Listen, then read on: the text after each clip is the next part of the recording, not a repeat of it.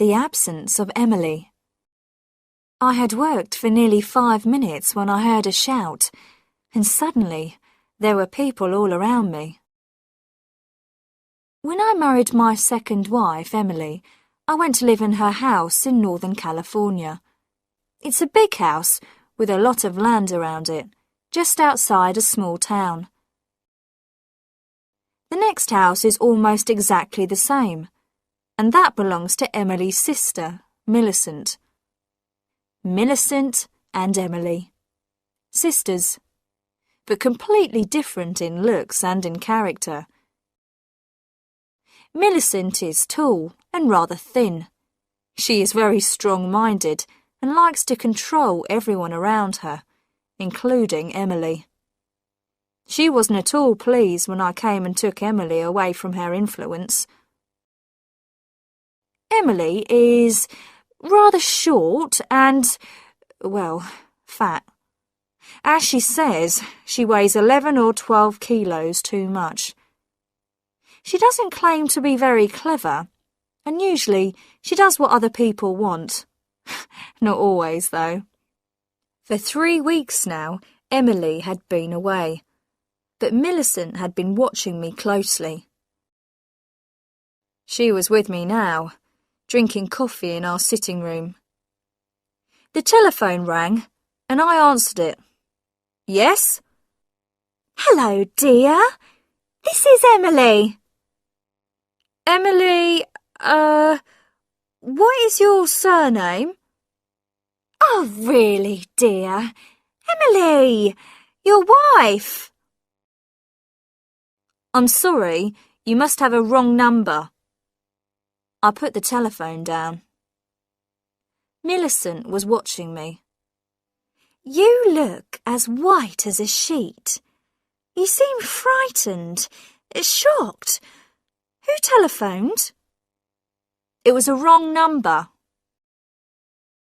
Millicent drank some coffee. Oh, Albert, I thought I saw Emily in town yesterday, but that's not possible. Of course it's not. Emily is in San Francisco. Yes, but where in San Francisco? She didn't say. She's visiting friends. Emily doesn't have any friends in San Francisco. I know all her friends. When will she be back? She wasn't sure when it would be. I've heard, Albert, that your first wife died in a boating accident. She fell out of the boat and died in the water? I'm afraid so. She couldn't swim. And you were the only witness to the accident? I believe so. No one else ever came forward. Did she leave you any money, Albert? That's nothing to do with you, Millicent. In fact, Cynthia had $50,000 of life insurance and 1 sailing boat. Poor Cynthia. She had taken her boat out alone that day. I had seen the accident from the boat club and rushed out in another boat, but it was too late to save her. Millicent finished her coffee and left. When she had gone, I went for a walk through the woods behind the house. I walked to an open space between the trees, which had a little stream running through it. How peaceful it was here. Quiet. A place to rest. I had been coming here often in the last few days. I sat down on a fallen tree near the stream and thought about Emily and Millicent. Their houses and land were very similar, so you would expect them to be equally rich. But this was not the situation, as I discovered after my marriage. Emily owned her house and the land around it, but she could not afford to employ people to look after them. Millicent, on the other hand, employed a lot of people in her house, and even a lawyer to look after her money. She must have $1 million at least. On Tuesday afternoons, I usually go to the supermarket in town. Today, in the car park, I saw a small, rather fat woman across the street walking away from me. She wore a purple dress and a brown hat. It was the 4th time I'd seen her in the last 10 days. I hurried across the street. She turned the corner and I started to run. When I reached the corner, she was nowhere in sight. I was standing there when a car stopped beside me. It was Millicent. "What are you doing, Albert? I saw you running. I've never seen you run before." "Oh, I was just taking a little exercise." I was still breathing hard as I walked back to the supermarket.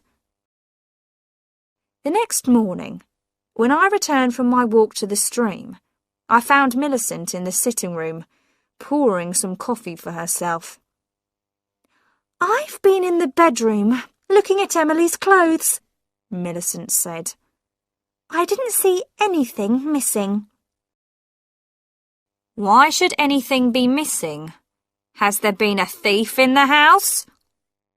"Don't tell me that Emily went off to stay with friends in San Francisco without any luggage." She had luggage, though not very much. "What was she wearing when she left?" "I don't remember," I said. That evening, as I prepared for bed, I looked inside Emily's cupboard. What could be done with her clothes? Perhaps I should give some away. I woke up at 2 in the morning. Bright moonlight was shining on my face. I dressed and went out to the hut in the garden. I needed something for digging a hole. I chose a spade with a long handle, put it on my shoulder, and began walking towards the stream. I was nearly there when I stopped. I shook my head slowly and returned to the hut. I put the spade away and went to bed. The next morning, Millicent came to see me while I was having breakfast. She brought in the Morning Post, which had just come. It included one small blue envelope addressed to me. The writing seemed familiar. The postmark was our